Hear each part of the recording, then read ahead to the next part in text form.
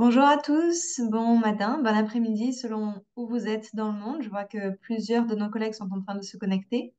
Je vais garder un œil donc sur la salle d'attente de Zoom.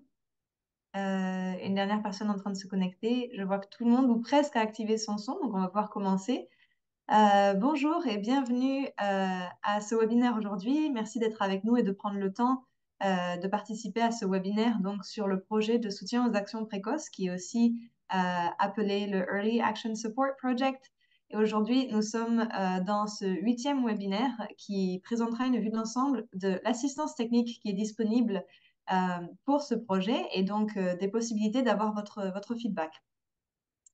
Donc, pour ceux qui ne me connaissent pas, je m'appelle Marion Marigot, je suis coordinatrice de ce projet et Senior Officer en renforcement des capacités biodiversité et je serai votre facilitatrice aujourd'hui pour ce webinaire. Comme je le disais, ce webinaire va se focaliser sur un ensemble cohérent de services d'assistance technique qui sont disponibles à travers le projet EAS, donc Early Action Support. Et ce projet, je le rappelle, donc, va vous permettre, grâce aux documents techniques, d'agir et de faire des activités afin de pouvoir remplir l'annexe 1 de la décision 15/6 de la CDB et d'autres exigences liées à la COP 15 de la CDB. Les présentations aujourd'hui que vous verrez vont être un résumé en fait de tous les outils, de tous les documents techniques, des opportunités de développement des capacités qui sont disponibles pour chacune des 4 composantes de notre projet. Donc à ce jour, j'imagine que vous êtes familiarisé avec les composantes du projet. La première, c'est l'alignement des cibles pour la biodiversité. La deuxième se focalise sur les systèmes de suivi. La troisième, c'est sur l'alignement politique et institutionnel. Et la quatrième, c'est sur la finance pour la biodiversité. Ce webinaire se focalise également sur les aspects régionaux et les aspects donc, de sujets, toutes les connaissances que vous pouvez avoir et que vous pourriez partager entre vous et avec nous. Le but, c'est pas seulement que nous apportions des documents techniques, mais également qu'on apprenne des bonnes pratiques des pays. Donc, on partagera avec vous des opportunités d'apprentissage, mais également, on aimerait vous entendre et comprendre un peu comment vous mettez les choses en place, quelles sont les expériences qui ont marché dans votre pays à ce stade du projet, et pouvoir avoir cet échange entre pairs et ce qu'on appelle aussi le South-South Exchange ou Sud-Sud, échange Sud-Sud. Next slide. Alors, je sais qu'on est tous experts en Zoom, plus ou moins, à ce stade de la vie en ligne. Ceci étant dit, si vous avez des problèmes techniques, vous pouvez envoyer un message à ma collègue Véronica Recondo. Vous voyez son adresse email sur l'écran, donc c'est veronica.recondo@undp.org. Je vous demanderai de la contacter directement, elle, si vous avez besoin. Elle va envoyer son adresse email dans le chat et je vous demanderai de ne pas utiliser le chat en général pour pas déranger le flow de ce webinaire. Vos microphones actuellement sont coupés pour qu'il n'y ait pas d'interférence quand les présentateurs sont en train de présenter. Ceci étant dit, si vous avez des questions, n'hésitez pas. Vous pouvez soit taper ou écrire vos questions dans le chat, soit vous pouvez lever la main virtuellement. Quand on arrivera aux sessions de questions-réponses, je prendrai votre question avec plaisir. Enfin, c'est important de noter, on a une page internet pour ce webinaire. Vous pourrez accéder à toutes les présentations et à tous les enregistrements, sachant que cette session a été faite aussi en espagnol et en anglais si vous préférez. On vous enverra comme d'habitude un email après que cette session soit terminée. Pour accéder aux présentations et aux enregistrements, je vais vous demander de vous rendre à l'adresse qui a été, je pense, mise dans le chat. Donc, c'est un lien. Euh, je vérifie qu'il a bien été mis dans le chat. Super. Donc, vous voyez le bit.ly. C'est un lien qui vous amènera à la page du webinaire où vous pourrez trouver donc toutes les présentations et tous les enregistrements. En plus de cette page dédiée au webinaire numéro 8, on a en fait tous les enregistrements de tous les webinaires, donc les 7 webinaires précédents qui sont disponibles sur le NBSAP Forum. Et pareil, je vais demander à ma collègue, s'il te plaît, de mettre le lien pour pouvoir partager avec tous nos participants les enregistrements des webinaires précédents. Donc, n'hésitez pas, si vous avez besoin, à vous rendre sur ce lien. Next slide, please. Donc aujourd'hui, on aura 3 présentations sur les composantes du projet. La première présentation, elle va se focaliser sur les composantes 1 et 3 qui sont relativement liées, puisque la composante 1, on le disait, c'est sur l'alignement des NBSAP et des cibles pour la biodiversité. La composante numéro 3, elle, c'est sur l'alignement institutionnel en général et sur la cohérence avec le cadre mondial pour la biodiversité. Donc, on aura une présentation qui se focalise sur ces 2 composantes. Elle sera donnée par mon collègue Alexis Le Gigant, qui est analyste technique au PNUD. Ensuite, on aura une présentation pour la composante numéro 2 qui, elle, se focalise sur l'évaluation des systèmes de suivi nationaux et le développement de plans d'action pour les systèmes de suivi. Et pour ça, je me retournerai encore une fois vers Alexis, mon collègue, sachant qu'il présente une présentation qui a été faite à l'origine par des collègues du PNUD WCMC. Donc, si vous avez des questions qu'on n'a pas les réponses, on pourra toujours contacter nos collègues après et répondre à vos questions après la session. Et enfin, on aura une présentation sur la composante numéro 4 qui, elle, se focalise sur les activités relatives à la finance pour la biodiversité. Et pour ça, je me tournerai vers mon collègue Pierre Lafranco, qui travaille donc à Biofin. Donc pendant les sessions de discussion, vous aurez l'opportunité d'interagir directement avec nos experts techniques sur chacune des 4 composantes du projet. Vous pourrez poser des questions, vous pourrez également, j'insiste, partager vos expériences et vos progrès que vous avez fait dans ce projet. Je vous encourage vraiment à utiliser cette opportunité pour partager vos doutes, vos commentaires, vos suggestions et échanger entre vous également. On a également développé des formulaires pour recevoir votre feedback sur les documents qu'on a développés. Autant que possible, je vous encourage à partager votre feedback et vos commentaires afin que nous, en tant qu'équipe globale, on puisse avoir votre retour. C'est une très bonne opportunité pour nous de pouvoir comprendre ce dont vous avez besoin, ce que vous attendez. Donc, ces formulaires, en tout cas, de feedback seront disponibles avec les outils techniques qu'on est en train de développer. Et je vais demander à mes collègues de copier-coller le lien dans le chat. Vous verrez, c'est un petit booklet où vous pourrez trouver donc à la fois les documents techniques et les formulaires pour nous envoyer votre retour. Donc, n'hésitez pas à les utiliser, n'hésitez pas à nous contacter. Nous, on développe des outils techniques et des guides techniques, mais ils ne seront utiles que si ils sont utiles, ils vous sont utiles. Donc, n'hésitez pas à nous envoyer votre retour. Une chose importante à noter, c'est que selon où vous en êtes avec votre pays, peut-être que vous n'aurez pas besoin d'utiliser tous les outils techniques qui ont été développés. Et c'est normal. Dans ce cas, vous pouvez bien sûr regarder les outils techniques qui existent et choisir celui ou ceux qui sont les plus appropriés pour votre pays, pour votre situation. C'est bien sûr pas obligatoire d'utiliser chacun des outils techniques qu'on a développés. Alors, si on va à la next slide, on voit que donc l'assistance qu'on développe pour ce projet Early Action Support, elle a plusieurs aspects. Ça peut être des supports techniques, donc directement de notre équipe à votre pays avec votre équipe nationale. Ça peut être des revues techniques, des documents d'orientation, des webinaires comme aujourd'hui, des cours d'apprentissage en ligne, des outils divers. Et encore une fois, j'insiste, cette coopération sud-sud, un apprentissage donc de l'expérience de vos pairs qui peut être très, très productive. Je vais demander à ma collègue, encore une fois, de repartager le lien dans le chat afin que vous puissiez accéder à tous ces outils techniques. Et we go to the next slide. Donc, comme je le disais, ce qu'on veut, c'est aujourd'hui, bien sûr, présenter les outils techniques qui sont disponibles, mais également vous écouter et comprendre quelle expertise vous avez de votre côté. Donc, par exemple, est-ce que vous envisagez des approches innovantes pour l'alignement des objectifs ou pour le suivi, pour le système de suivi, pour la cohérence des politiques, etc. Si vous avez ces approches innovantes, s'il vous plaît, partagez-les avec nous parce que ça peut aider d'autres pays, d'autres équipes nationales. Également, si vous avez des connaissances régionales spécialisées ou des compétences, des solutions innovantes, des bonnes pratiques, est-ce que vous pourriez les partager avec vos pairs? Également, est-ce que vous souhaiteriez partager votre expérience à travers peut-être des cas d'études ou des études de cas, des case studies, des entretiens individuels? Dites-nous comment vous souhaitez bénéficier de ces recommandations. Autant que possible, on veut mettre en avant le savoir et les connaissances des pays avec lesquels on travaille plutôt que les nôtres parce qu'on pense que c'est plus important d'entendre ce que les pays font. Donc, n'hésitez pas pendant ce webinaire à lever la main, à prendre la parole et à échanger avec vos pairs. Next slide, please. Alors, l'apprentissage donc entre les pairs peut se faire de plusieurs moyens, de plusieurs façons, et ça peut être un moyen efficace pour partager les bonnes pratiques, les connaissances, l'expertise, les technologies, les solutions, les ressources d'un pays à l'autre.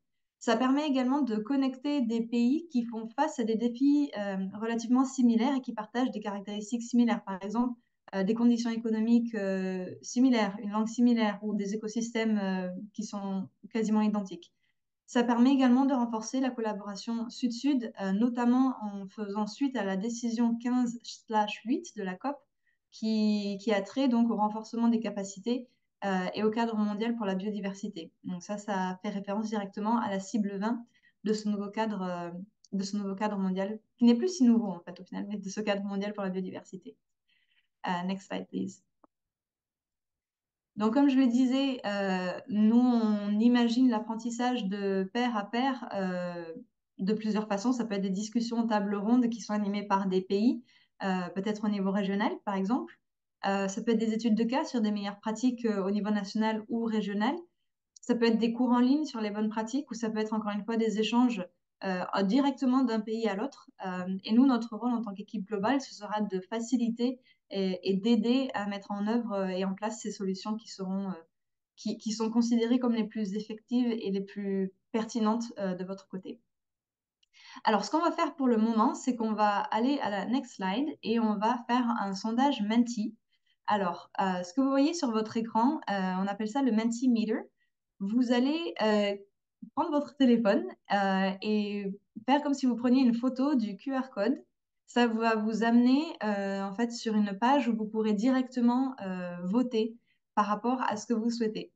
Alors, encore une fois, prenez votre téléphone, vous pouvez utiliser votre appareil photo pour scanner ce QR code et répondre à la question suivante. Donc, quel type de mécanisme d'apprentissage entre pairs vous intéresserait le plus?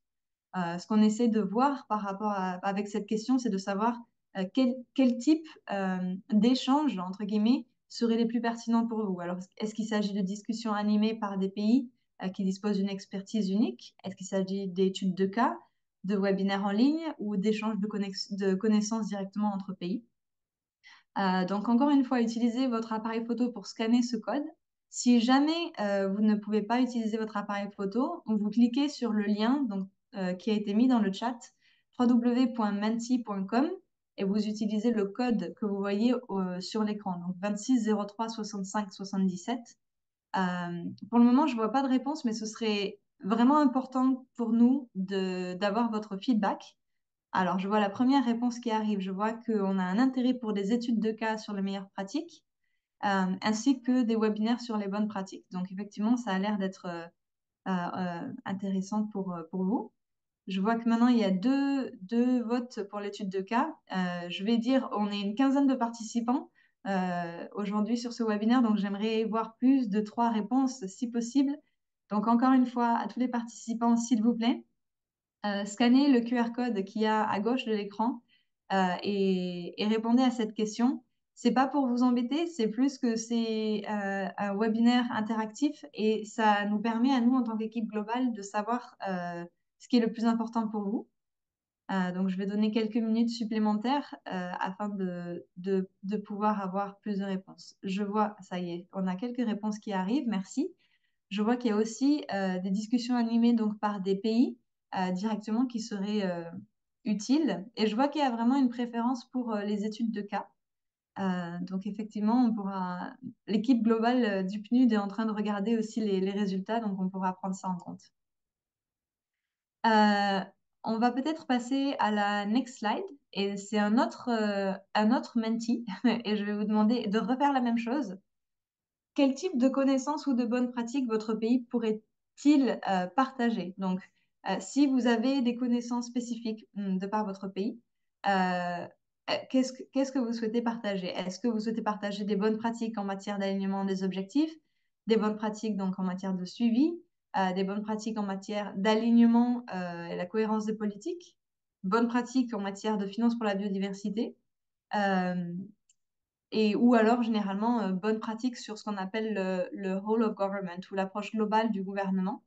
Donc encore une fois, je vais vous demander de scanner le QR code à gauche, ou bien si vous ne pouvez pas scanner le QR code à gauche, vous pouvez cliquer sur le lien que ma collègue vient de copier-coller dans le chat et vous rendre directement sur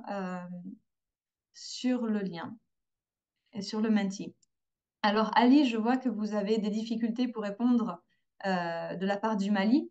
Donc, si vous préférez, vous pouvez me dire dans le chat quelle serait la préférence, votre préférence et celle du Mali. Et nous, en tant qu'équipe globale, on peut répondre à votre place. Donc, en attendant d'avoir votre réponse, Ali, je vois qu'il y a pas mal d'intérêt pour les bonnes pratiques sur les composantes 1, 3 et 4. Un peu moins peut-être sur la composante 2 en matière de suivi. Pour le moment, je ne vois pas d'intérêt sur les bonnes pratiques pour l'approche globale du gouvernement. Je ne sais pas si c'est parce que effectivement il n'y a pas d'intérêt ou parce que vous n'avez pas encore répondu. D'accord, super. Ali, je vois que vous avez pu gérer, donc ça c'est au top. Je vais laisser quelques minutes, quelques secondes de plus. Encore une fois, je demande aux participants, vous êtes plus de 15 aujourd'hui, donc envoyez-nous vos réponses. C'est important pour nous d'avoir votre retour. Et je vois que là, on a à égalité intérêt pour chacune des quatre composantes, mais toujours pas forcément d'intérêt pour l'approche globale du gouvernement. Donc, c'est intéressant et c'est aussi quelque chose que l'équipe globale va noter. Allez, si on va à la next slide, je pense qu'on est sur le dernier Menti.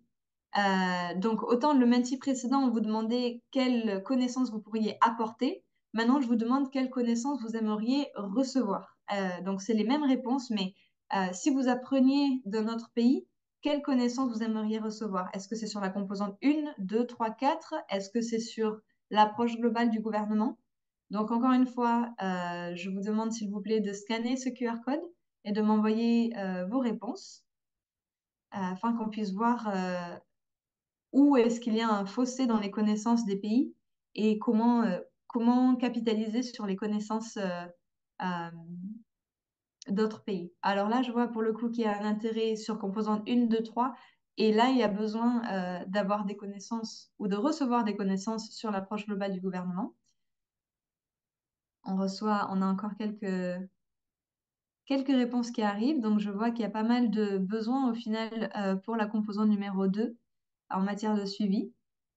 Bonne pratique régionale, excellent, très bien. Je vois que ça monte. Je vous laisse répondre. Encore une fois, pour ceux qui nous ont rejoints un peu plus tardivement, euh, on est en train de faire un sondage auprès de nos participants pour savoir s'il y a des thématiques pour lesquelles vous souhaiteriez recevoir des informations de la part d'autres pays. Euh, pour cela, on utilise un sondage en ligne. Donc, vous pouvez scanner le QR code à gauche ou bien vous rendre directement sur menti.com et utiliser le code que vous voyez en haut de cette slide. Je crois qu'on a reçu quelques réponses et je pense que effectivement le plus gros intérêt, il est pour la composante numéro 2. Donc, il y a effectivement un besoin d'apprendre d'autres pays comment ils s'organisent en termes de composant numéro 2 et de système de suivi. Super. Bah, merci beaucoup pour votre retour. C'est très important pour nous d'avoir ce feedback. N'hésitez jamais à nous envoyer votre feedback même après euh, le webinaire et nous, on s'adapte autant que possible à ce dont vous avez besoin. Thank you, Georgina. We can go to next slide. Super, merci beaucoup. Alors, on va reprendre le webinaire et on va commencer les présentations sur les outils techniques et l'appui qui est disponible pour ce projet. Et on va commencer par la première présentation qui se focalise sur les composantes 1 et 3 de ce projet. Et pour cela, je vais faire appel à mon collègue Alexis Le Gigant, qui est spécialiste technique au PNUS. Alexis, bonjour et à toi. Bonjour, bonjour Marion, bonjour à tous. Je vais juste attendre quelques secondes pour qu'on puisse voir la présentation. J'espère qu'on m'entend bien d'ailleurs. On t'entend très bien. Ok, super. Parfait, merci, merci Georgina. Alors, bonjour à tous. Donc, je m'appelle Alexis Le Gigant. Je travaille en tant qu'analyste sur le projet EAS au PNUD.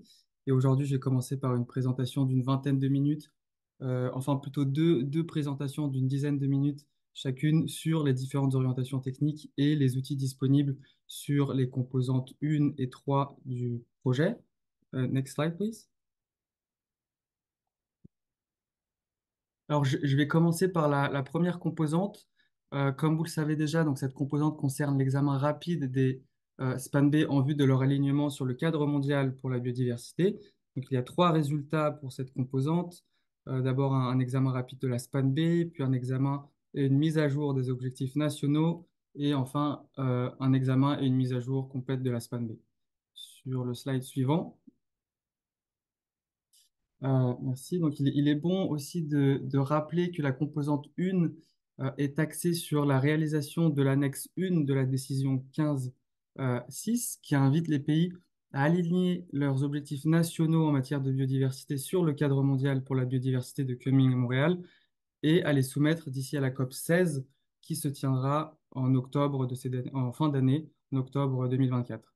Donc sur la diapositive, vous voyez le texte qui est directement tiré de la décision et vous pourrez vous y référer directement dans la décision plus tard. Euh, voilà. Next slide, please. Euh, l'annexe 1 de la décision 15-6 a fourni aussi un modèle pour la soumission des objectifs nationaux dans le cadre des SPAN B d'ici à la COP 16, comme je l'ai mentionné.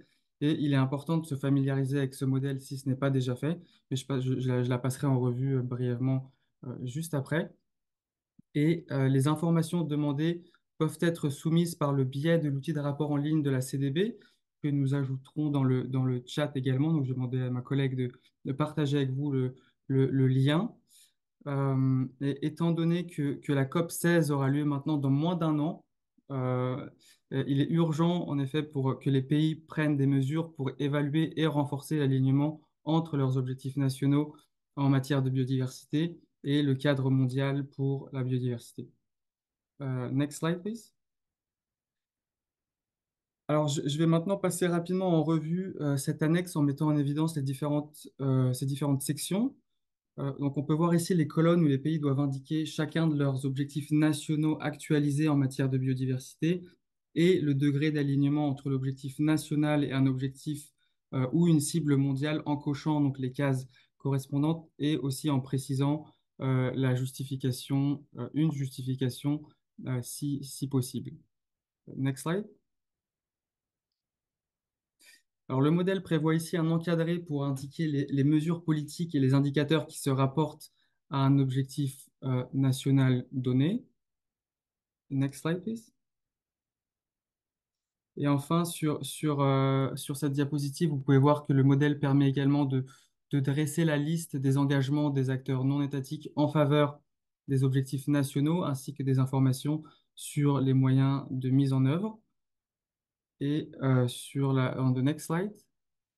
Vous voyez ici donc la dernière section de l'annexe qui permet au pays d'inclure des indicateurs qui seront utilisés pour évaluer les cibles ou les objectifs globaux. Donc les sections précédentes de l'annexe portaient plutôt sur les objectifs nationaux, alors que cette dernière section, elle est plutôt orientée sur les objectifs globaux. Donc voilà, encore une fois, je pense que la plupart d'entre vous se sont déjà familiarisés avec cette annexe, mais si des questions persistent, n'hésitez pas à nous envoyer un email ou à poser vos questions durant ce webinaire également. On the next slide, please. Alors maintenant, j'aurais voulu présenter les différentes orientations techniques disponibles dans le cadre de cette composante. Et ici, donc, vous voyez juste les différentes brochures des documents que nous avons développés que je vais présenter brièvement. Next slide, please. Sur la slide suivante, voilà. Donc, nous avons développé cette liste de documents que vous voyez à l'écran. Vous pouvez voir en effet que certains sont déjà disponibles, alors que d'autres sont en cours de développement.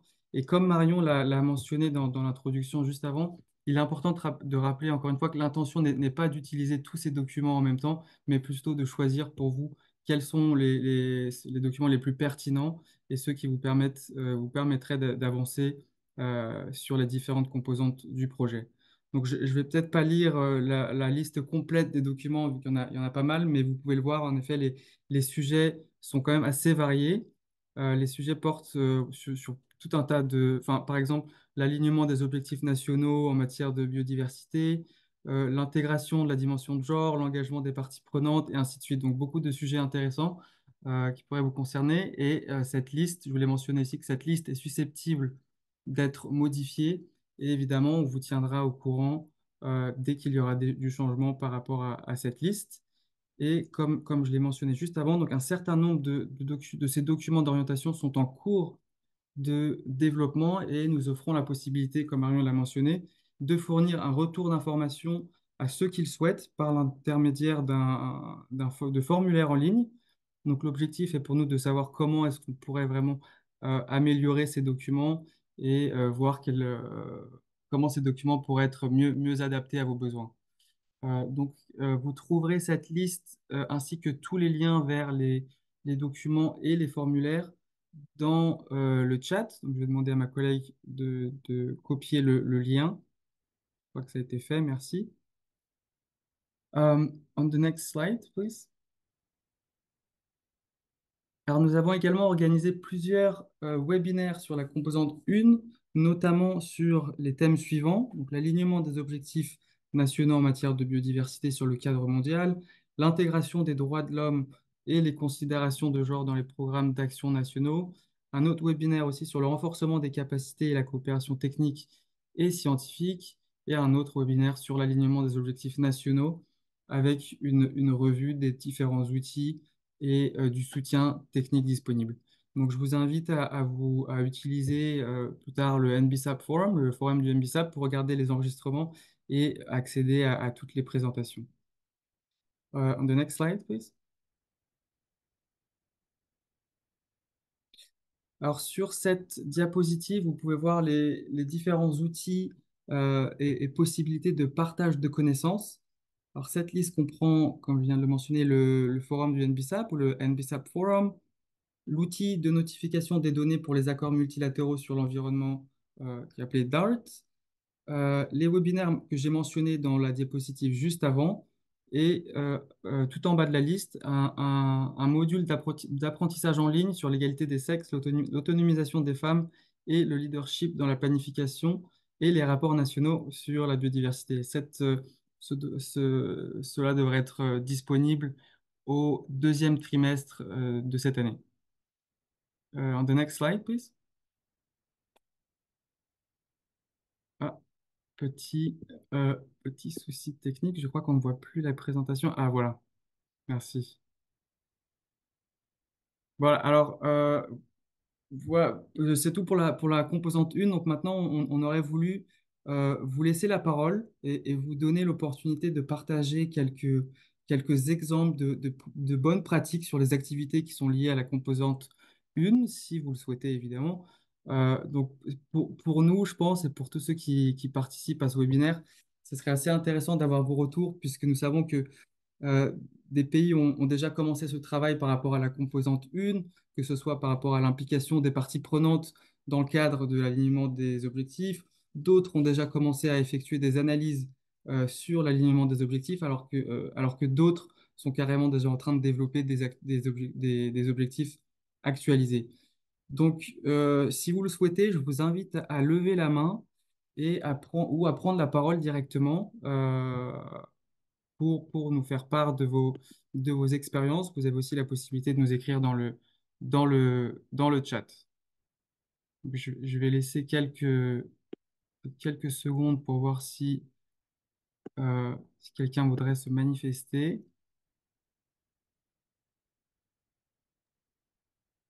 Comme disait Alexine, donc ne soyez pas timide. On est en petit comité aujourd'hui. Si vous avez des bonnes pratiques que vous souhaiteriez partager sur les composantes, mais ça peut être aussi sur l'établissement de termes de référence, quoi que ce soit qui puisse aider vos pairs dans la mise en œuvre de ce projet, n'hésitez pas à partager. Je vois on a pas mal de collègues avec lesquels on a échangé euh, dans ce projet. N'hésitez pas à lever la main et partager vos bonnes pratiques.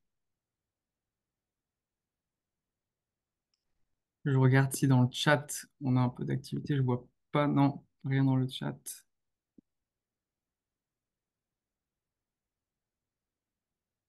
Je vois des collègues du Maroc, du Mali, d'Haïti. N'hésitez pas à partager. On sait que vous avez commencé le travail, donc n'hésitez pas à partager vos bonnes pratiques sur ça. C'est jamais facile d'être le premier à prendre, prendre la parole. N'hésitez pas.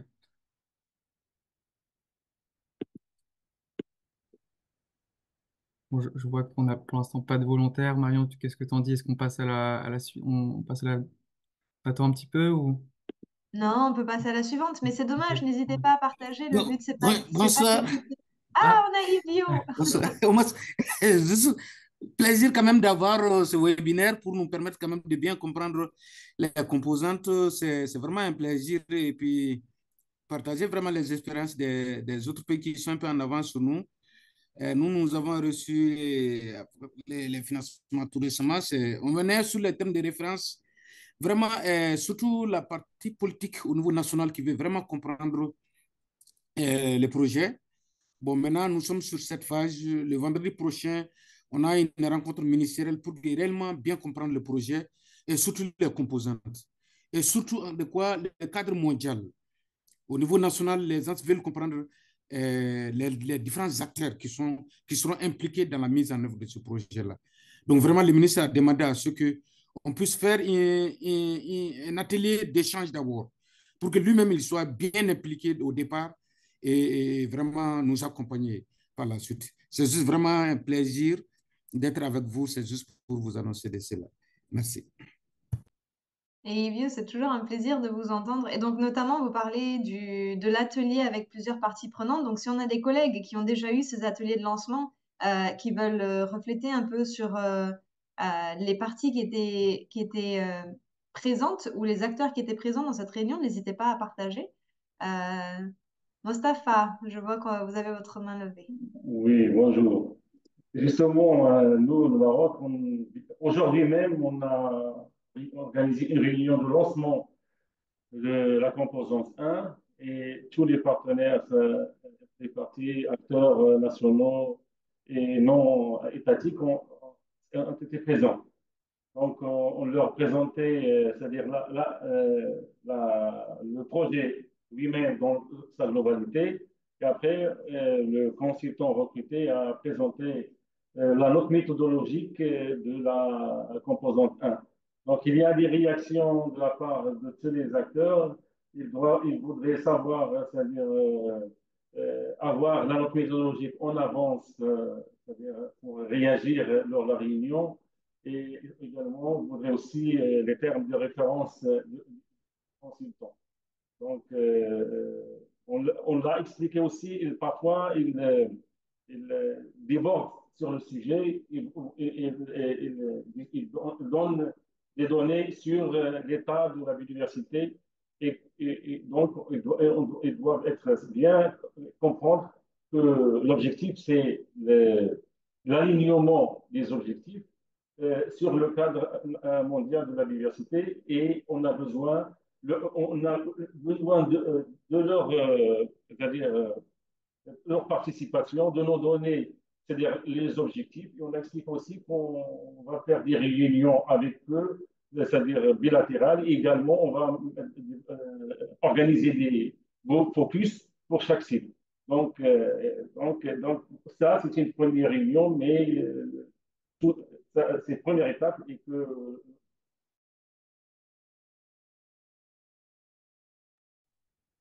Super, merci Mostafa. Alexis, je te rends la facilitation, mais merci à vous deux d'avoir partagé votre perspective. C'est toujours utile, notamment pour les collègues qui sont sur le point d'avoir cette réunion. Merci. Merci Marion. Et en effet, c'est toujours bonne nouvelle de savoir que le projet avance dans vos pays. Donc, merci d'avoir partagé ça avec nous. Euh, alors, je vois qu'il y a toujours une main levée de Ivio. Est-ce que vous voulez prendre la parole? Oui, bonjour. Merci, Alexis Marion. Ouais, c'est juste des compléments. Donc, pour Haïti aussi, les partenaires on est en train aussi de de lancer les activités, comme a dit Marion, il a souligné un peu. Donc, on a déjà répété cet exercice de mobilisation et d'implication des parties prenantes au niveau régional. C'est la même approche qui va être dans le cadre du plan national d'adaptation. C'est la même approche qui va être adoptée. On a déjà développé, donc une note est déjà développée, une note méthodologique pour une note méthodologique, une note de cadrage aussi pour la mobilisation et l'organisation des ateliers régionaux dans le cadre de ce projet et avec les différents acteurs, parties prenantes cibles qu'on souhaiterait avoir dans ces ateliers.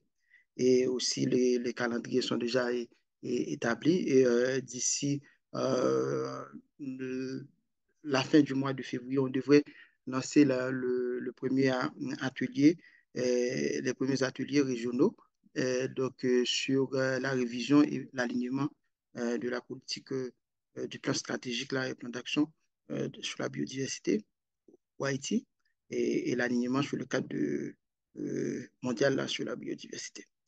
Merci.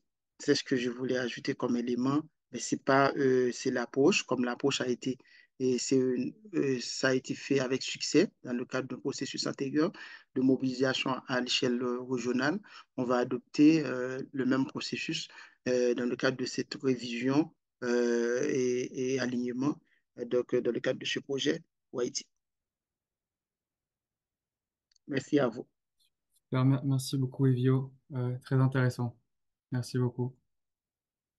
Alors, je vais passer donc à la seconde présentation. Tu viens de couper ton micro. Pardon. Ok. Je disais, donc, on va passer à la deuxième présentation. Georgina, si on pouvait passer en next slide. Merci beaucoup. Alors, cette composante, la composante 3 du projet, se concentre, elle, sur l'alignement et l'examen des politiques et des institutions en vue d'assurer leur cohérence avec le cadre mondial. L'objectif principal de cette composante est l'identification d'actions pour l'alignement et la cohérence des politiques avec les secteurs liés à la nature. Il y a trois résultats qui sont liés, ou trois sous-résultats qui sont liés à cette composante, comme vous pouvez le voir. Next slide, please. Alors, juste pour vous donner un petit peu de contexte, donc le cadre mondial pour la biodiversité souligne la nécessité d'une mise en œuvre cohérente donc, du cadre mondial en déclarant que, je cite, ce cadre s'adresse à tous, à l'ensemble du gouvernement et à l'ensemble de la société. Son succès nécessite une volonté politique et une reconnaissance au plus haut niveau du gouvernement et repose sur l'action et la coopération de tous les niveaux de gouvernement et de tous les acteurs de la société. Next slide, please. Cette composante joue un rôle aussi majeur dans la mise en œuvre du cadre mondial en général, puisqu'elle contribue à la réalisation des quatre objectifs et des 23 cibles du cadre. Et cela est notamment mis en évidence dans la cible 14, dont vous pouvez voir le texte correspondant sur la diapositive et vous pourrez vous y référer plus tard si besoin. Passer à la diapositive suivante, s'il vous plaît, next slide. Merci. Euh, la nécessité aussi d'un alignement entre les politiques, les secteurs et les acteurs est également soulignée dans la décision 15.6. Et cette décision, elle stipule que les synergies entre les SPANB et les mécanismes de planification et de mise en œuvre des autres conventions relatives à la biodiversité devraient être identifiées et utilisées pour maximiser l'efficacité de la cohérence. Et elle stipule aussi elle encourage les parties à adopter les SPANB révisés ou mis à jour en tant qu'instrument politique et à les intégrer dans les stratégies et des plans plus larges en fonction des circonstances et des priorités nationales. Next slide, please.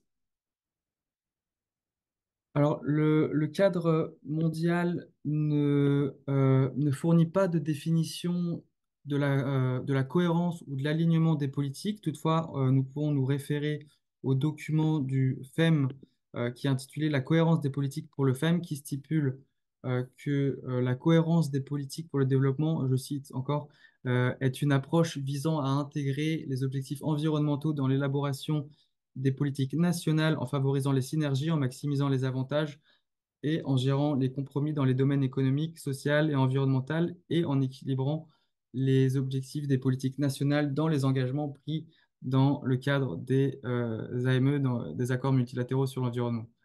Donc pour assurer la cohérence des politiques en matière de biodiversité, il est essentiel donc d'identifier et d'exploiter les synergies entre les accords multilatéraux sur l'environnement et le cadre mondial pour la biodiversité. Next slide, please. Alors, je voudrais aussi faire remarquer donc, qu'il existe des liens entre, comme Marion l'a mentionné aussi avant, des liens entre les composantes 1 et 3, étant donné que les objectifs nationaux révisés ou actualisés devraient prendre en compte l'ensemble des politiques et des institutions nationales, et de même, les objectifs nationaux définis devraient être intégrés dans les politiques et les institutions de l'ensemble du gouvernement et de la société.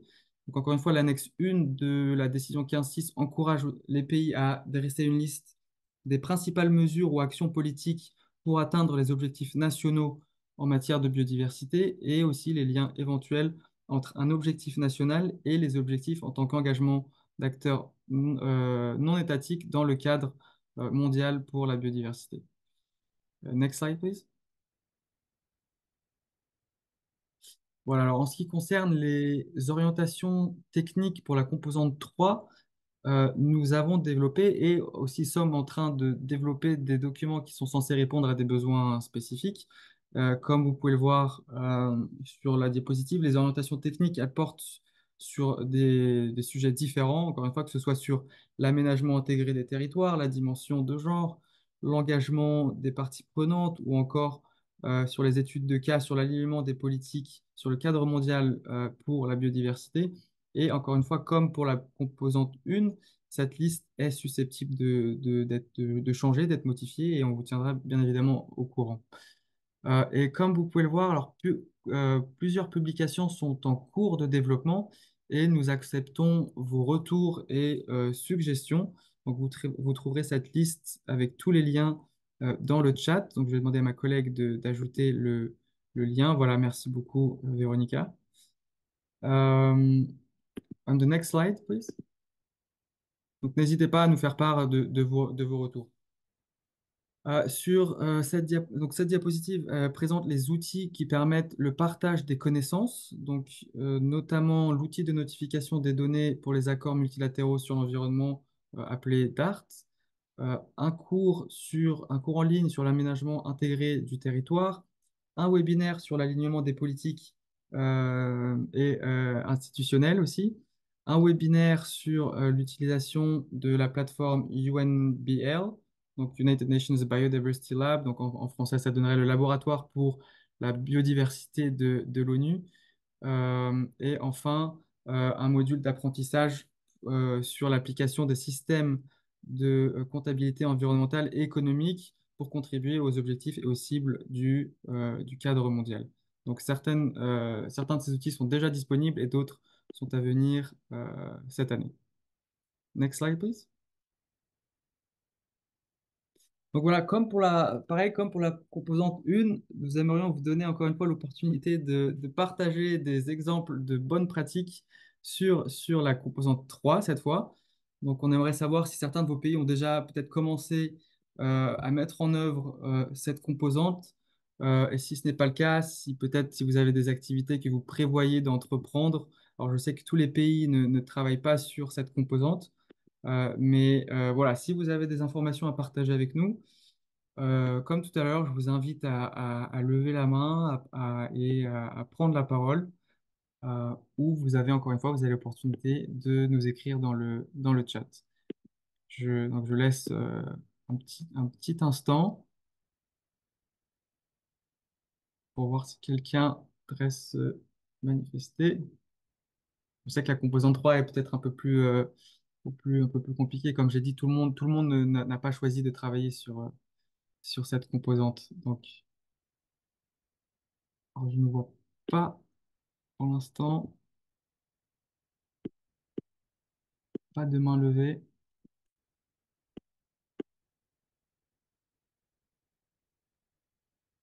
Non, effectivement, il n'y a peut-être pas de bonnes pratiques encore à partager sur la composante numéro 3.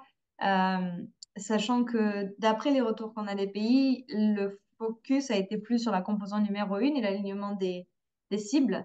Donc, ça, on comprend. Ceci étant dit, pour ceux qui ont sélectionné effectivement la composante numéro 3, n'hésitez pas à nous dire si vous avez des besoins particuliers, ainsi que si vous avez des bonnes pratiques. Donc, vous pouvez vous connecter ou contacter Alexis si besoin est, pour pouvoir partager voilà, vos connaissances sur la composante 3. L'alignement des politiques et la cohérence avec le cadre mondial pour la biodiversité, c'est un vaste sujet.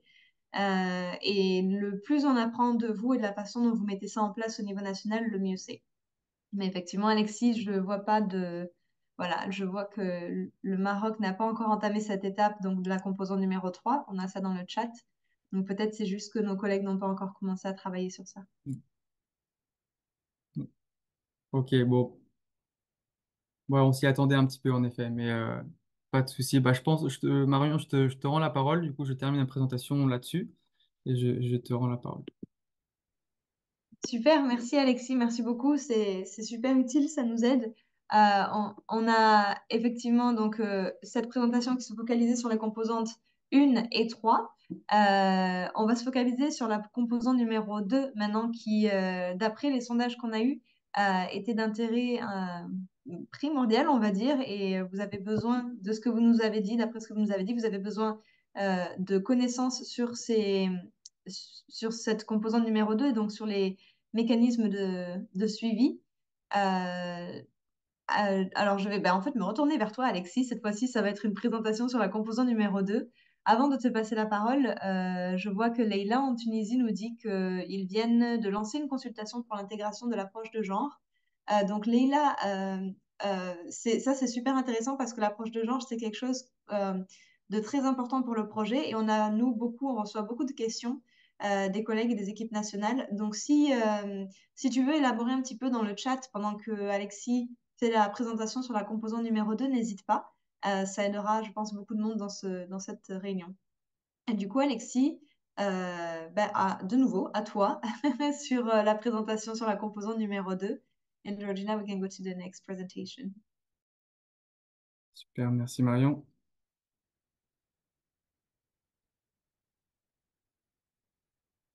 Tac.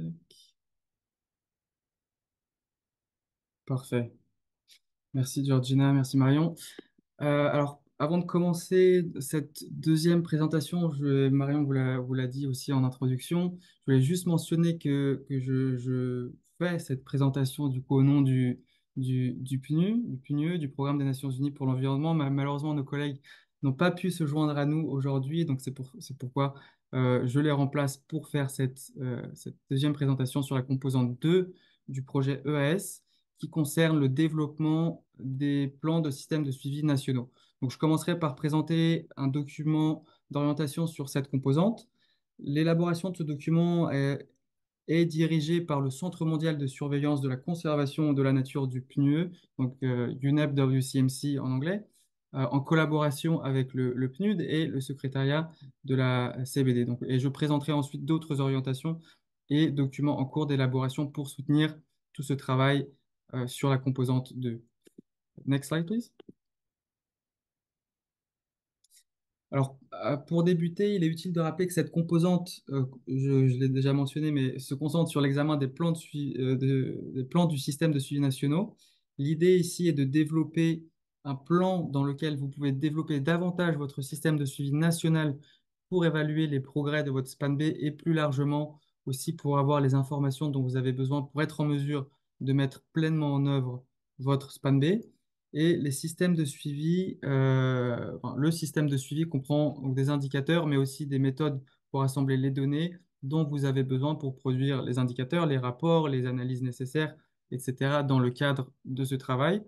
Et pour la composante 2, nous avons donc développé différents types de soutien, donc des documents d'orientation, des outils techniques, des webinaires, des revues techniques et aussi un soutien technique un peu plus individuel et personnalisé.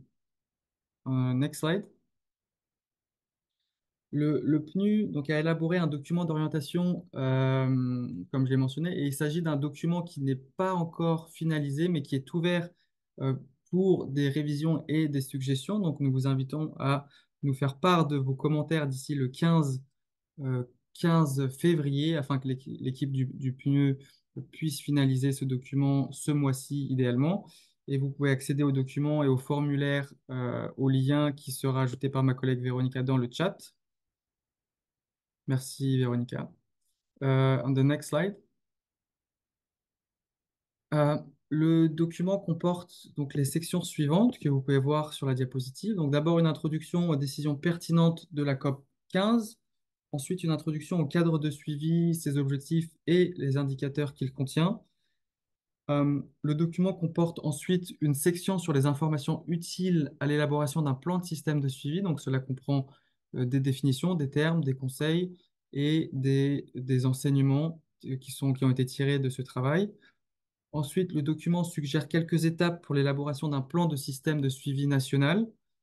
Le document aussi, il contient donc un modèle de spécification d'indicateurs. Alors, ce modèle est utile pour décrire les indicateurs sélectionnés pour cette composante en spécifiant le nom, la méthode, les agences responsables, l'origine des données, etc. Et ce modèle peut être aussi utilisé pour décrire vos indicateurs actuels, mais aussi pour déterminer vos futurs plans. Et enfin, vous trouverez dans ce document une dernière section sur les ressources disponibles. Next slide, please. Alors, la composante 2, vous le savez peut-être, comporte deux résultats, deux sous-résultats. Le premier sur l'identification des lacunes des systèmes de suivi existants et le second sur l'élaboration d'un plan de système de suivi. Les étapes suggérées dans le document d'orientation intègrent en fait ces deux résultats dans un même flux de travail dans le cadre du projet EAS plutôt que de travailler sur ces résultats de manière séparée. On the next slide. Sur cette diapositive, donc, vous pouvez voir quelques-uns des points essentiels qui sont mentionnés dans ce document d'orientation. Donc, évidemment, d'abord, il est conseillé de consulter le cadre de suivi du cadre mondial pour la biodiversité, en particulier les indicateurs principaux que tous les pays sont invités à utiliser dans la mesure du possible. Ensuite, il est conseillé de définir les objectifs, puis ensuite les indicateurs, donc dans cet ordre-là. Il est aussi important de reconnaître que certains objectifs, peut-être un peu plus complexes, peuvent nécessiter plusieurs indicateurs, plus d'un indicateur en tout cas. Euh, il faut aussi des données pour suivre le progrès effectué. Et enfin, les indicateurs ont aussi besoin d'une agence responsable et d'un financement. Donc, lors de l'élaboration d'un plan de suivi, il convient donc de réfléchir aux ressources nécessaires et à l'organisation requise pour produire ces indicateurs. Next slide, please. Euh, pour pouvoir mesurer les progrès accomplis dans la réalisation des objectifs et des indicateurs, il faut aussi disposer d'une mesure de base ou d'une période de référence. Donc la COP 15, elle a établi la période de référence 2011-2020, là où les données sont disponibles et là où les données ne sont pas disponibles, il faudra en effet faire preuve peut-être d'un peu plus de flexibilité. Next slide. Concernant la définition d'un système de suivi national, alors il n'existe pas de définition officielle dans les décisions de la CDB, mais le PNU propose la définition suivante. Donc, un système de suivi est un système mandaté au niveau national pour la production de données, d'indicateurs et de rapports permettant de mesurer et de suivre périodiquement les progrès accomplis au niveau national dans la mise en œuvre de la Convention sur la diversité biologique. Et il faut noter que ce système peut être dirigé par un organisme gouvernemental ou par une autre organisation mandatée, comme par exemple l'Académie des sciences ou tout autre organisme chargé de diriger le système de suivi national. Next slide, please. Alors, ces orientations techniques suggèrent aussi que le champ d'application d'un plan d'action pour un système de suivi national doit tenir compte des niveaux d'ambition et des besoins en ressources en fonction des circonstances et des priorités nationales. Et il y a trois points qui sont mis en avant. Donc d'abord le calcul des indicateurs en fonction des besoins pour les rapports nationaux de la CDB prévus en 2026 et en 2029, en utilisant les données disponibles au moment de l'établissement du rapport. Ensuite, la création ou le renforcement d'un système de suivi coordonné afin de produire des indicateurs pour soutenir la mise en œuvre de la SPAN-B et l'établissement de rapports. Et enfin, la création ou le renforcement d'un système d'information nationale permettant de fournir des évaluations, des rapports, des indicateurs et des données qui appuient les accords internationaux, les politiques et toutes les mesures qui sont en lien avec la biodiversité. Next slide, please. Alors voilà, le PNU a aussi élaboré un cadre ce graphique que vous voyez à l'écran pour faciliter le développement d'indicateurs, de bases de données et de systèmes d'information pour les politiques liées à la biodiversité. Les éléments je ne vais pas rentrer dans les détails de ce cadre, mais les éléments de ce cadre ont été incorporés dans le modèle de spécification des indicateurs que j'ai mentionné et qui est suggéré pour être utilisé en complément de ce document d'orientation. Et des conseils supplémentaires et des exemples d'utilisation de ce cadre sont disponibles via le lien que vous voyez à l'écran et je vais demander à ma collègue aussi, Véronica, vous le mettre, partager avec vous dans le chat. Merci beaucoup. Donc, je vous invite à regarder, euh, aller à ce lien. Next slide, please. Le document d'orientation suggère également des étapes importantes pour l'élaboration d'un plan d'action pour le système de suivi. Donc, 4 étapes sont proposées. Premièrement, la préparation du projet. C'est une sorte de mini-projet pour produire justement ce plan et identifier donc les personnes qui vont diriger le travail au sein de l'équipe, les ressources nécessaires et par exemple le calendrier qui est à suivre. Ensuite, il est aussi nécessaire, il est recommandé d'indiquer une définition pour chaque objectif ou cible de la SPAN-B, un par un. Il est aussi recommandé de produire un plan de mise en œuvre pour chaque indicateur sélectionné au niveau national. Donc, encore une fois, déterminer les personnes ou les organismes responsables, la façon dont l'indicateur sera produit et les capacités nécessaires. Et enfin, il est recommandé d'élaborer un plan d'action pour le système de suivi national. Et ces plans devraient inclure un calcul du coût de la mise en œuvre et des ressources nécessaires. Next slide, please. Alors, encore une fois, alors oui, le document d'orientation contient aussi des brèves introductions à d'autres documents et d'autres outils pertinents, ainsi que des informations sur les organisations compétentes en matière d'indicateurs et de suivi. Next slide. Et voici à nouveau donc, le lien vers le formulaire de retour d'information sur les orientations. Vous pouvez télécharger le document et remplir le formulaire en utilisant le lien euh, disponible dans le chat. Voilà, merci beaucoup. Next slide, please. Donc, nous avons également des orientations sur l'utilisation des données spatiales pour soutenir le développement des plans pour les systèmes de suivi nationaux. Cette orientation technique, elle sera disponible un peu plus tard, en mars. Next slide. Et ce document d'accompagnement, lui, examine donc plus en profondeur les indicateurs du cadre de suivi que les données spatiales peuvent soutenir. Il fournit aussi des conseils sur la façon d'identifier les données nationales pertinentes et il explore les processus de validation des données globales, mondiales, lorsque cela est nécessaire. Et il présente aussi les nouvelles fonctionnalités disponibles sur la plateforme UNBR. Next slide, please.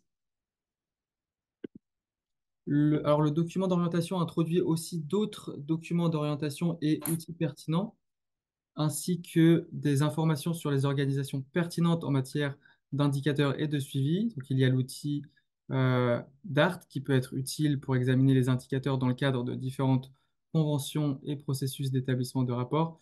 Et comme je l'ai mentionné, l'UNBR qui soutient également la collecte de données. Next slide.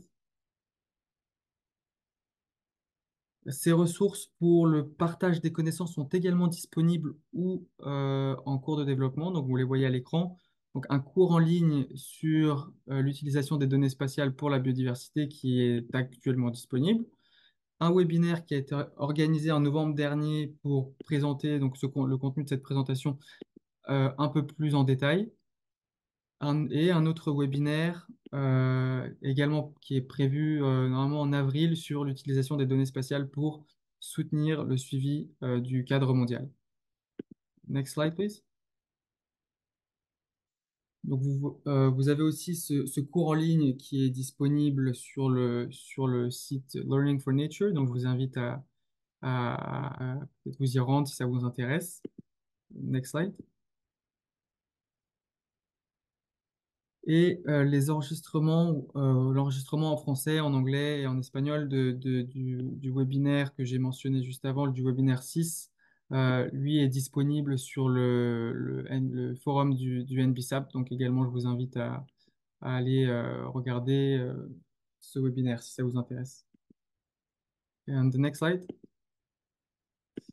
Donc voilà, sur ce, je termine ma présentation. Donc s'il y a des questions peut-être un peu techniques, voilà, je vous invite à écrire à l'adresse suivante, donc qui s'affiche à l'écran. Et je vais demander aussi à ma collègue Véronica de le partager avec vous dans le chat. Donc voilà, merci beaucoup de votre attention. J'espère que ça aura été utile. Merci Alexis, merci pour cette seconde présentation. Effectivement, donc si vous avez des questions, n'hésitez pas à les poser. Maintenant ou après, on a une dernière présentation, ensuite on aura une session de questions-réponses.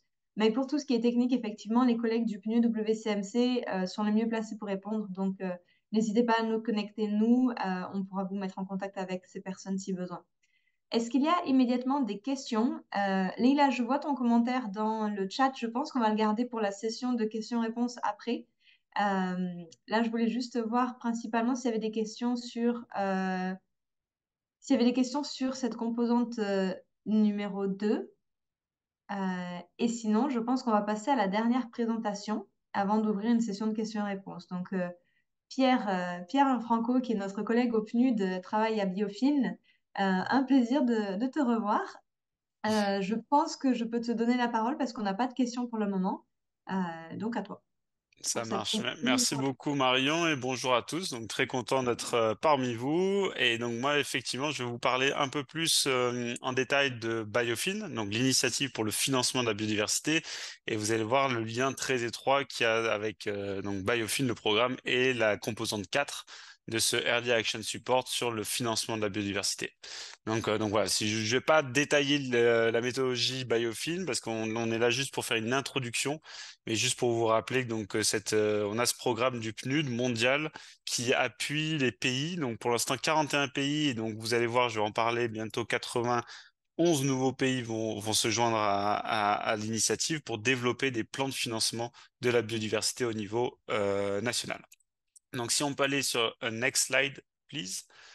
C'était juste pour vous présenter un peu. Donc cette présentation, elle va être faite en deux étapes. Donc je vais vous montrer un peu toutes les ressources disponibles à l'heure actuelle et aussi bien comprendre. On va essayer dans un deuxième temps essayer de comprendre vraiment cette corrélation qu'il y a avec les autres opportunités du FEM qui existent. Donc next slide, please. Cette slide-là, c'était juste pour rappeler à tout le monde que donc on a ces 23 cibles du cadre mondial pour la biodiversité. On a dans ces 23 cibles, toujours pour les réaliser, il y aura forcément des besoins énormes, des besoins financiers énormes, on le sait tous. Et donc c'est pour ça qu'il y a besoin de plans de financement de la biodiversité, il y a besoin de mécanismes de financement nécessaires pour avoir les ressources pour mettre en œuvre et atteindre ces objectifs d'ici 2030. Et on voit pour la première fois que dans ce cadre mondial de la biodiversité, il y a 4 cibles, notamment la cible 15, 16, 18 et 19, qui ont un lien vraiment explicite avec la finance de la biodiversité. Et même dans la cible 19, on voit qu'il y a pas l'obligation, mais tous les pays se sont engagés à développer leur plan de financement de la biodiversité. Donc déjà, en mettant en place la méthodologie Biofin, votre pays aura atteint une partie de l'objectif 19 de ce cadre mondial de la biodiversité. Et pour faire cela, and I think we can go next slide, on a, au niveau Biofin, au niveau global, on a développé une série de guides techniques, de matériel, de vidéos qui va pouvoir être utilisé par les pays pour mettre en place cette méthodologie Biofin et développer leur plan de financement de la biodiversité. Et dans cette présentation, je vais revenir un par un sur ces ressources. On va aller très rapidement parce qu'on avait déjà fait des présentations dans ce webinaire-là, vous pouvez accéder aux enregistrements sur la méthodologie un peu plus en détail. Mais donc là, on voulait juste faire une revue rapide pour vous, après, vous inviter à aller voir ça un peu plus en détail. So, next slide, please. On va commencer avec le manuel de Biofin, qui est vraiment un peu le produit, on va dire, phare de la méthodologie Biofin, qui explique vraiment étape par étape et comment mettre en place la méthodologie Biofin, comment, par exemple, développer l'analyse des politiques et des institutions en termes de financement de la biodiversité dans un premier temps, pour savoir quels sont les joueurs, quels sont les acteurs du milieu. Ensuite, développer l'analyse des dépenses pour la biodiversité, l'ADB, pour comprendre exactement combien est dépensé et par qui pour la préservation de la biodiversité. Et ensuite, on va faire l'évaluation des besoins financiers, le plus souvent basé sur la SPAN B, donc la stratégie et les plans d'action pour la biodiversité. On va comprendre exactement quel est le coût nécessaire pour mettre en place cette SPAN B. Et grâce à toutes ces analyses, on va pouvoir identifier l'écart de financement dans chaque pays pour la préservation de la biodiversité et pouvoir intégrer ça dans un plan de financement de la biodiversité qui va permettre d'identifier des mécanismes de financement, des activités très concrètes à mettre en place, à mettre en œuvre dans un pays pour fermer cet écart de financement qui existe. Donc voilà, ce manuel est disponible, je vois le lien sur le chat et on est cette année en train de développer donc la nouvelle édition de ce manuel qui sortira et qui sortira très prochainement et qui a été un peu mise à jour avec de nombreux exemples de pays qui expliquent très concrètement comment mettre en place ces activités-là. In the next slide, on voit que on a aussi développé un catalogue. Donc, vous avez, et je pense que sur le site, sur le chat, il va être partagé le lien pour ce catalogue des solutions de financement et qui donc présente 160 solutions financières que des pays peuvent potentiellement mettre en œuvre. Et en fait, ça va être un peu le point de départ de l'analyse au niveau de chaque pays. Et après, en suivant cette étape et cette méthodologie, ces activités qui sont développées et présentées dans le manuel, chaque pays avec un comité technique national, avec un comité aussi, un steering committee, un comité de pilotage avec de haut niveau, avec le ministère des Finances, le ministère de l'Environnement, le ministère du Plan, mais aussi des acteurs importants du secteur privé, de la société civile. On va permettre de mettre en place, à travers peut-être des workshops, des ateliers, un système de priorisation des solutions de financement. Donc, 160 solutions de financement, c'est le point de départ. Et à la fin, chaque pays, dans le plan de financement de la biodiversité, va avoir entre 5 et 15 solutions de financement priorisées, identifiées, et avec même un peu une première phase d'étude de faisabilité faite qui va permettre de mettre en place à très court terme des mécanismes de financement pour générer des nouveaux revenus, mais aussi peut-être pour éviter des dépenses futures ou réaligner des dépenses existantes et améliorer leur réalisation. Donc ça, vous avez ce catalogue qui est disponible.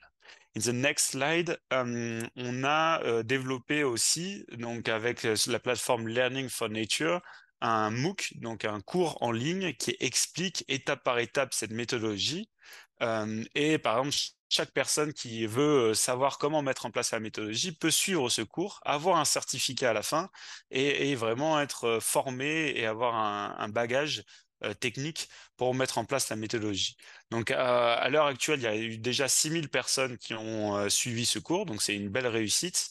Et on est en train de mettre à jour ce cours et il sera publié dès qu'on aura la nouvelle version du manuel. On aura aussi une nouvelle version de ce cours en ligne qui intégrera des exemples très concrets et très récents de pays qui ont mis en œuvre la méthodologie. In the next slide, je pense que c'est important aussi. Donc, on avait vu dans toutes ces cibles du cadre mondial de la biodiversité, il y a vraiment la cible 18 qui porte sur les subventions nuisibles à la nature. Donc, c'est un sujet très important. On a vu que dans la dernière décennie, et notamment avec les targets d'Aichi, peu de pays ont pris à corps cette thématique-là. Et donc, pour appuyer ces pays à mettre en place et atteindre cet objectif, Biofin a développé donc ce manuel, The Nature of Subsidies. C'est très récent car ça a été lancé donc la semaine dernière. On a fait un webinaire de lancement jeudi dernier et donc maintenant il est disponible donc sur le site internet de Biofin. Il a aussi développé une série de vidéos qui peuvent faciliter un peu la compréhension de la thématique. Et dans ce guide technique, on explique étape par étape comment un pays pourrait d'abord identifier les subventions qui sont nuisibles à la nature, ensuite expliquer comment peut-être définir des pistes d'amélioration en prenant en compte les impacts sur la biodiversité, mais les impacts sociaux, économiques, les impacts sur le genre aussi, et aussi la faisabilité politique qui est importante à prendre en compte et pour vraiment ensuite, dans une troisième étape, réussir à formuler un plan d'action et expliquer dans ce guideline comment vraiment formuler ce plan d'action et avoir une feuille de route pour améliorer les subventions qui sont actuellement nuisibles pour la nature. Donc ça, c'est accessible sur le site. Et si vous êtes vraiment intéressé par la thématique, vous pouvez sur notre chaîne YouTube accéder à l'enregistrement du webinaire de lancement de la semaine dernière. In the next slide, please. Je voulais aussi souligner cette base de données que Biofin a développée, donc qui est aussi accessible. Vous allez avoir le lien dans le chat. Et donc, en fait, c'est une base de données qui permet à chaque porteur de projet travaillant dans la conservation, dans la protection de la biodiversité, à identifier des sources de financement pertinentes pour son projet. Donc là, à l'heure actuelle, on a cette base de données qui est totalement accessible et gratuite. On a plus de 300 sources de financement identifiées, qui peut être de la subvention, ça peut être du prêt, ça peut être des garanties aussi, il y a différentes natures. Et vous voyez à la gauche, un système de filtre où vous pouvez, par le pays, par l'écosystème que vous voulez protéger, par rapport à la target et la cible du cadre mondial de la biodiversité, vous pouvez essayer voilà, de comprendre et de minimiser ça pour identifier très facilement des opportunités en lien avec votre projet. Et donc, on a eu déjà, ça a été lancé l'année dernière, on a déjà 30 000 visiteurs de la plateforme, donc ça a été plutôt un beau succès. Et donc je vous invite à regarder ça et aussi peut-être à vous enregistrer sur la page LinkedIn qui est liée à cette base de données et ça permet régulièrement d'avoir des mises à jour et d'avoir des nouvelles opportunités qui se présentent à vous. In the next slide, sur cette slide-là, on vous présente un peu ce qui a été développé pour engager le secteur privé. Donc on sait maintenant que donc, le secteur privé bénéficie énormément donc, des services écosystémiques. On sait que pratiquement 50% du PIB mondial est en lien direct avec la biodiversité. Et donc, mais maintenant, on comprend aussi que le secteur privé et les entreprises doivent jouer un rôle très important, doivent avoir un rôle crucial, central pour la préservation de la biodiversité et dans les réalisations des cibles de ce cadre mondial de la biodiversité. Donc, on a développé une série de matériels, de ressources. Donc, pour d'abord Moving Mountains, donc, qui est malheureusement qu'en anglais, mais on est en train de le traduire en français, donc qui sera disponible très prochainement, qui explique comment engager le secteur privé autour de ces thématiques, autour du financement de la biodiversité. Ensuite, on a travaillé avec UNEP FI sur ce rapport en vert qui est au milieu pour savoir comment engager le secteur privé autour des SPAN B, de la réalisation de ces cibles du cadre mondial de la biodiversité, et comment, par exemple, déplacer des flux financiers qui sont actuellement nuisibles, comment aider les décideurs politiques à débloquer davantage de financement privé au niveau national, etc., etc. Et on a donné un peu des indications que les pays peuvent s'approprier. Et ensuite, le troisième rapport, je pense que peut-être beaucoup d'entre vous sont au courant, donc il y a une forte dynamique en ce moment autour du risque qui est causé par la perte de la biodiversité auprès des entreprises, notamment du secteur financier. Et donc, c'est tout ce qui est en lien avec TNFD, l'approche TNFD. Et donc, on a fait d'abord une première évaluation dans certains pays pour comprendre un peu l'impact de ce risque-là et un peu les manquements qui existent au niveau national et qui peuvent présenter des nouvelles pistes d'amélioration. Donc, je vais ensuite, next slide, aller sur la prochaine slide qui sera ma dernière dans cette première composante. And you can click one time forward. Yes. C'est juste sur le site internet de Biofin. On aime bien le rappeler que ça reste quand même un hub assez important d'informations pour tout pays qui veut travailler sur le financement de la biodiversité. Donc, on a pour l'instant 41 pays qui travaillent avec Biofin sur le plan de financement de la biodiversité. Ces pays partagent des expériences. Vous voyez, par exemple, le Sri Lanka vient de publier un article parce que ils ont mis en place un système de certification dans le secteur de l'écotourisme et ils font bénéficier certains autres pays en faisant un article comme cela. Par exemple, l'Égypte, juste en dessous, on voit qu'il y a un article sur l'échange d'aide nature qui a été mis en place pour protéger notamment la biodiversité, et il y a d'autres ressources qui sont disponibles. And in the next slide, je veux juste souligner également que sur le site, chaque pays qui travaille actuellement avec Biofin a une page dédiée. Et si vous êtes intéressé par un pays spécifique, vous pouvez aller sur leur page et voir un peu les solutions de financement qui sont mises en œuvre et aussi les rapports qui ont été développés dans la phase méthodologique. Et je vais, next slide please, je vais juste m'arrêter au niveau de cette revue de portefeuille, on va dire, de cette offre. Et juste pour revenir, et j'ai plus que 2 slides, donc ça va être rapide, pour vraiment vous expliquer le lien qu'il y a entre le FEM7 Early Action Support, donc ce premier projet, ce premier étage de la fusée, on va dire. Ensuite, il va y avoir aussi ce nouveau FEM8, ce programme pour développer les plans de financement de la biodiversité, donc qui est en lien très étroit avec Biofin, parce que ça s'appuie essentiellement sur la méthodologie Biofin. Et normalement, chaque pays, on a 91 pays qui vont recevoir donc le financement, 300 000 $ pour développer le plan de financement de la biodiversité. Et ainsi, on a aussi cette autre opportunité du FEM8 pour la mise en œuvre, la mise à jour de la SPAN-B et du 7e rapport national. Donc, il faut comprendre que tous ces projets-là ont été élaborés ensemble et c'est vraiment une fusée avec plusieurs étages et ça doit être coordonné un peu au niveau national ensemble parce que vous allez voir que c'est très corrélé les uns aux autres. Et donc, par exemple, j'ai vu qu'il y avait Haïti, Maroc, Tunisie et tous ces pays-là font partie du programme FEM8 et vont recevoir ce financement pour travailler avec l'initiative du PNUD Biofin pour développer le plan de financement de la biodiversité. And next slide, please. Juste ici, je vais aller rapidement et pas aller dans le détail parce que je vois que le temps passe. C'était juste pour vous expliquer un peu la corrélation très forte qu'il y a entre le plan de financement de la biodiversité, donc BFP en anglais, et la SPAN-B. Parce que donc en faisant le plan de financement de la biodiversité, les pays vont développer énormément de données. En faisant par exemple la revue des politiques et des institutions, on va comprendre les causes économiques, l'identification des politiques, des législations, qui jouent un rôle important dans le financement de la biodiversité, etc. Par exemple, dans l'examen des dépenses de la biodiversité, on va comprendre combien d'argent est dépensé, qui dépense, et des fois on pense à des acteurs non conventionnels qui ont un rôle important pour le financement de la biodiversité. Et tout ça, toutes ces données vont être très utiles à intégrer dans la SPAN-B et dans la stratégie. Et à l'inverse, la SPAN-B va être très utile notamment parce qu'on va réussir à faire l'évaluation des besoins financiers. On va réussir à attribuer un coût de cette SPAN-B et on voit ainsi que c'est mutuellement bénéfique de développer le plan de financement de la biodiversité avec la SPAN-B en parallèle.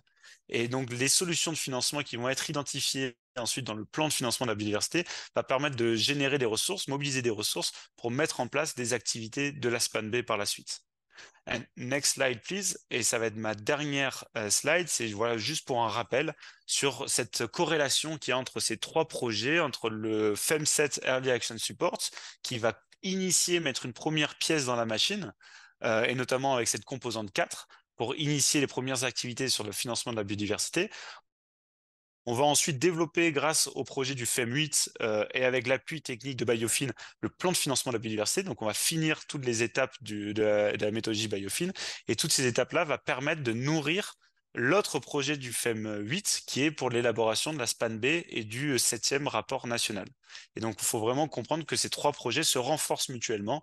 Et je pense que je vais m'arrêter là parce que le temps file et je crois que c'était ma dernière slide. So, next slide, please, just to confirm. Yes. Ok, donc je vais m'arrêter là et Marion, je te passe le micro. Merci beaucoup Pierre, et merci pour ta présentation.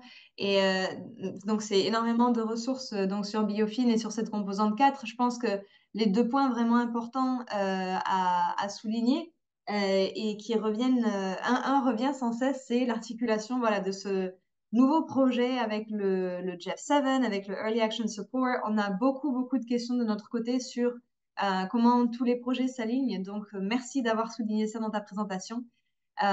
Et l'autre point, c'est donc ce site où vous pouvez avoir des ressources de vos pairs. Et encore une fois, c'est ce qu'on essaie de faire, d'avoir des ressources techniques qui sont pas forcément que de notre côté, mais également des apprentissages qui viennent des expériences des pays. Donc, merci beaucoup d'avoir souligné ça. Et donc, je vais ouvrir la discussion pour des questions que vous auriez sur la présentation que Pierre a fait, ou plus généralement sur les composantes du projet, sur les outils techniques et sur les soutiens qu'on peut vous apporter. Je vois que Leïla, tu avais marqué donc deux commentaires qui étaient pertinents dans le chat. Je ne sais pas si ton micro marche, mais j'aimerais bien te donner la parole, notamment sur le dernier commentaire que tu as fait qui est en lien direct avec la présentation de Pierre. Est-ce que ton micro marche? Est-ce que tu Oui, veux parler? bonjour. Je ne sais pas si vous m'entendez. Oui, on t'entend Allô? super bien. Ah, très bien. Alors, oui, en fait, à l'occasion de la fête de l'arbre, nous avons une journée nationale en Tunisie pour fêter l'arbre. Donc, une banque privée a collaboré avec le ministère de l'Agriculture et ils ont contribué à la plantation de 5000 pousses d'arbres d'eucalyptus, je pense plus précisément, au nord de la Tunisie. Et ce sont des forêts qui ont été dévastées par des feux de forêt il y a quelques années. Donc voilà, donc je trouve que c'est une très très belle initiative et que ça, j'espère que dans le cadre du GF8, nous pourrons développer des initiatives et des actions similaires qui impliqueront le secteur privé, les ONG et les autres partenaires publics ou privés. Voilà, donc je voulais juste en parler.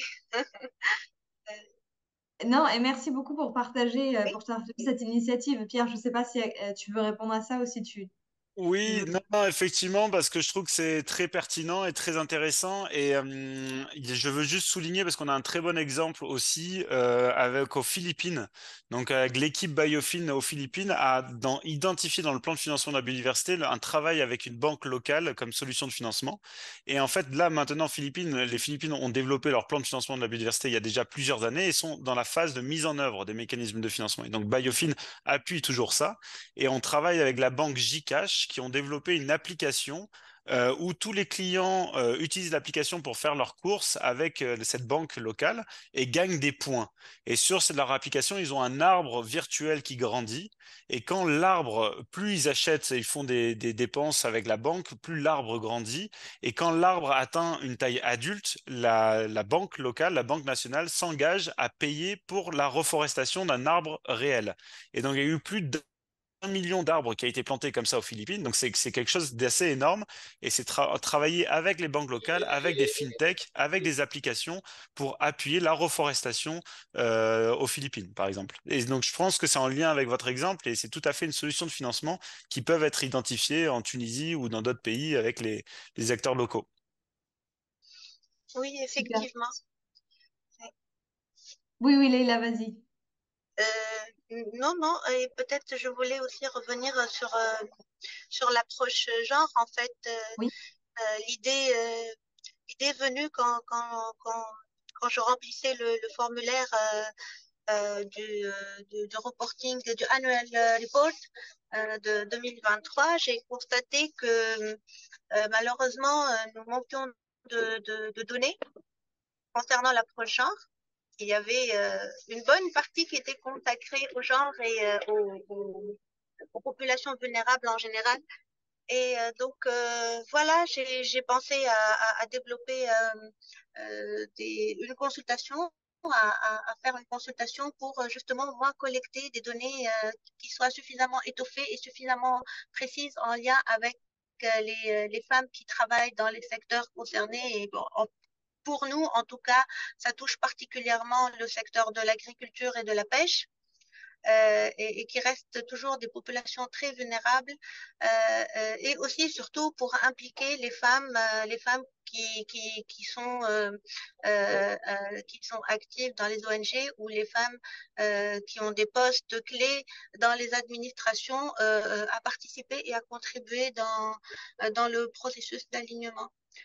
Voilà, donc j'espère que c'est vrai que nous sommes un petit peu en retard en Tunisie, mais donc j'espère que d'ici le mi-février, nous allons commencer à mettre en place toutes ces activités.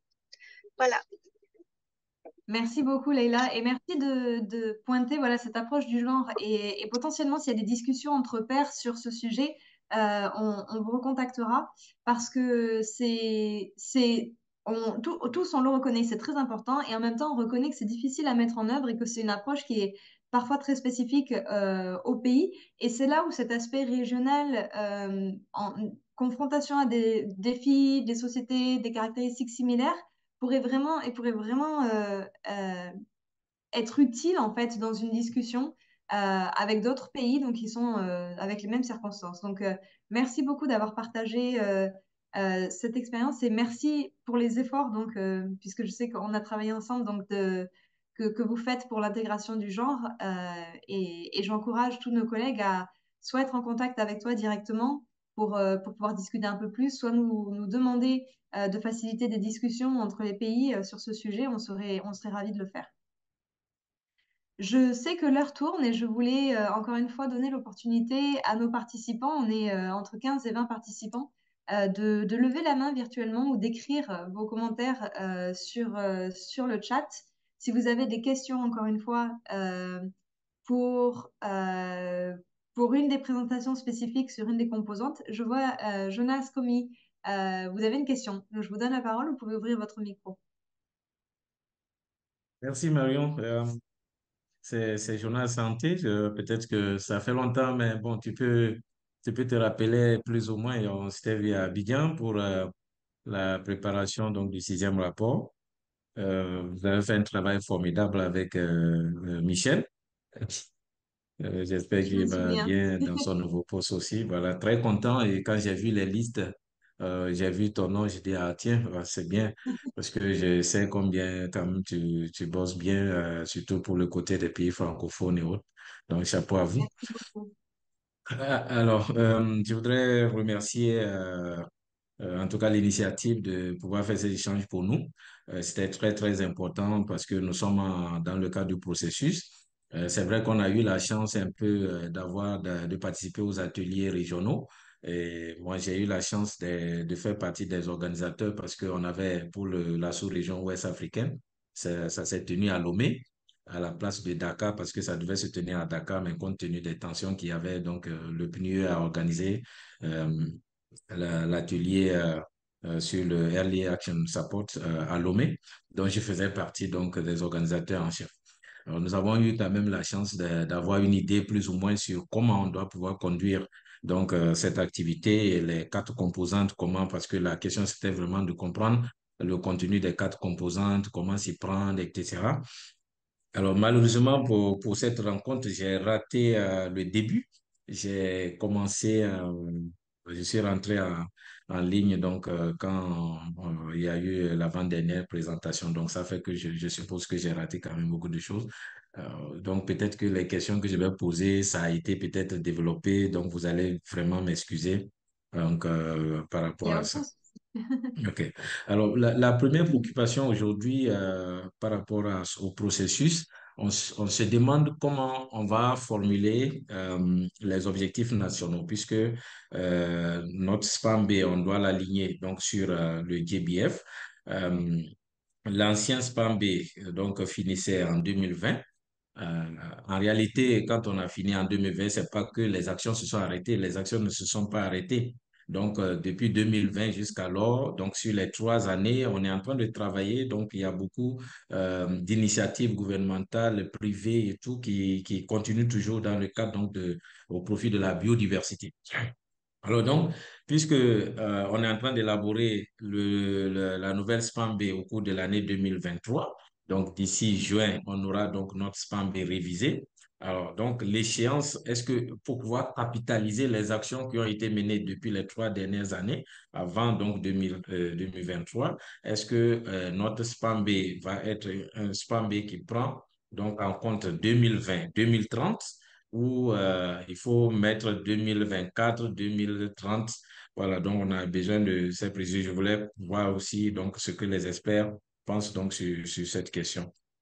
L'autre préoccupation, c'est comment on va aligner les cibles. En les formulant, est-ce qu'un pays peut décider d'avoir 10 cibles, par exemple? Et dans ces 10 cibles, peut-être qu'une cible peut permettre de répondre à 3 ou 4 cibles du GBF. Est-ce que c'est possible d'organiser comme ça les cibles où il faut forcément avoir les 23 cibles avec une reformulation nationale? Donc, voilà un peu mes deux préoccupations. Merci beaucoup, Marion, c'est très gentil. Non, avec plaisir et toujours un plaisir d'être en contact avec toi. Alors, c'est pas des questions bêtes du tout et c'est des questions, je pense, que beaucoup des collègues pourraient avoir.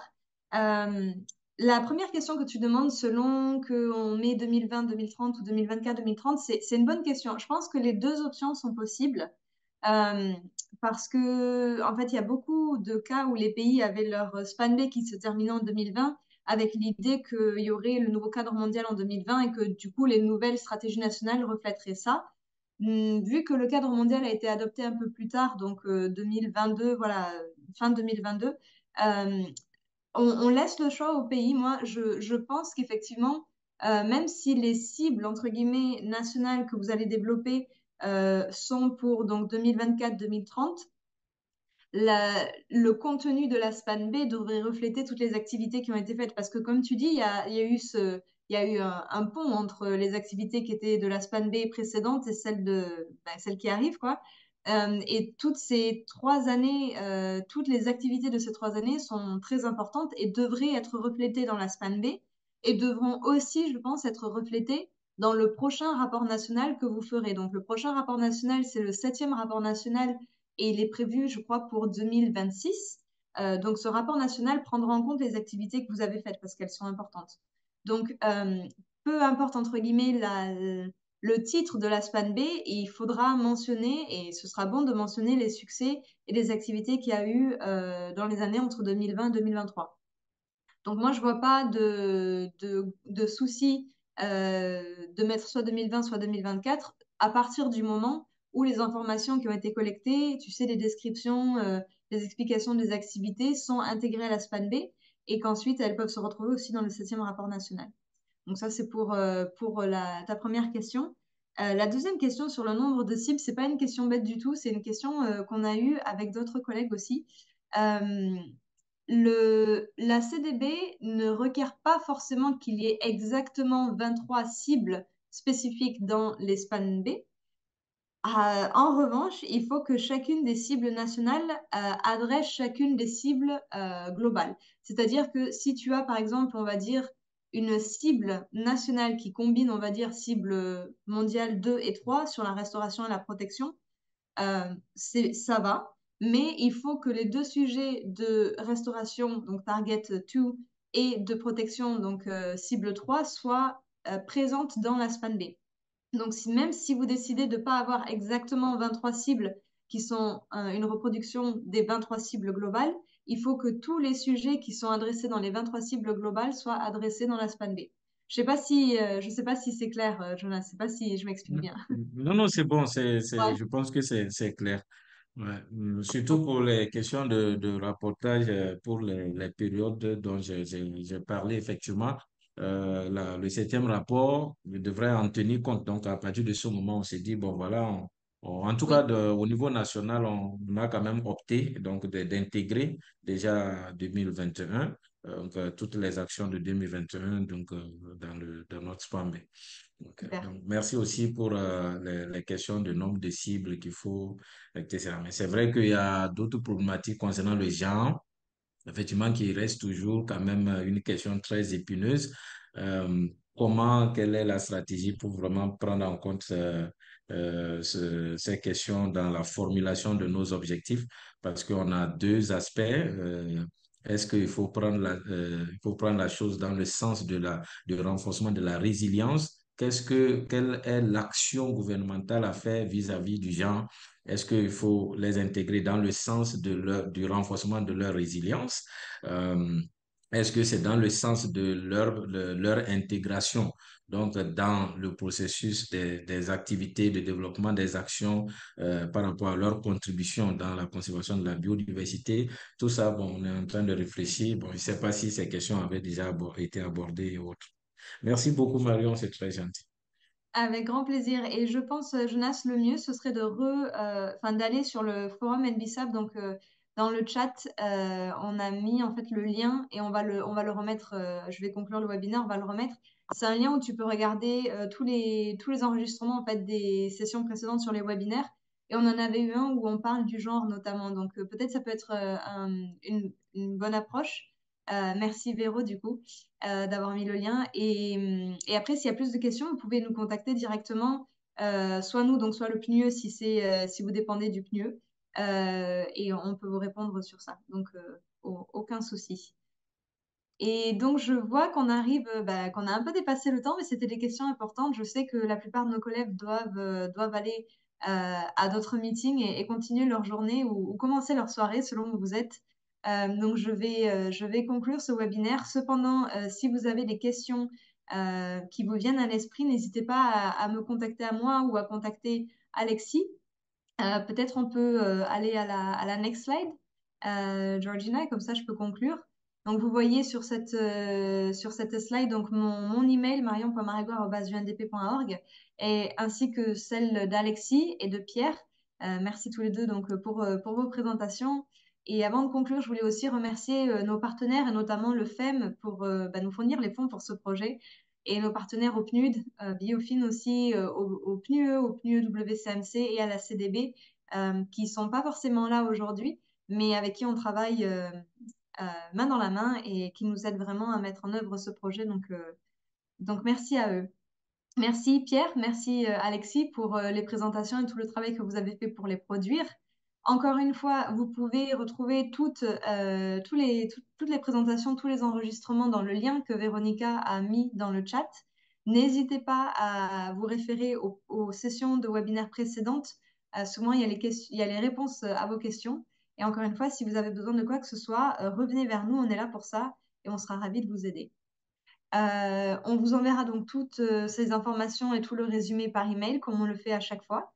Et quand la fenêtre Zoom va se fermer, ça va vous envoyer sur un mini questionnaire de quelques questions. Ça va vous prendre 30 secondes à 1 minute pour répondre et ça nous permet, nous, d'avoir un retour sur la satisfaction des participants de ce webinaire. Donc, s'il vous plaît, répondez.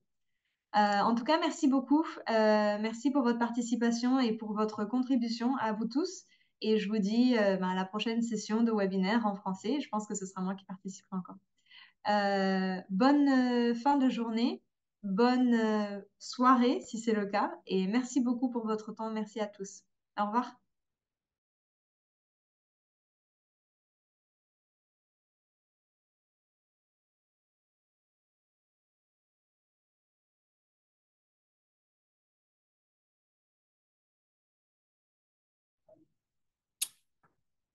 Hmm?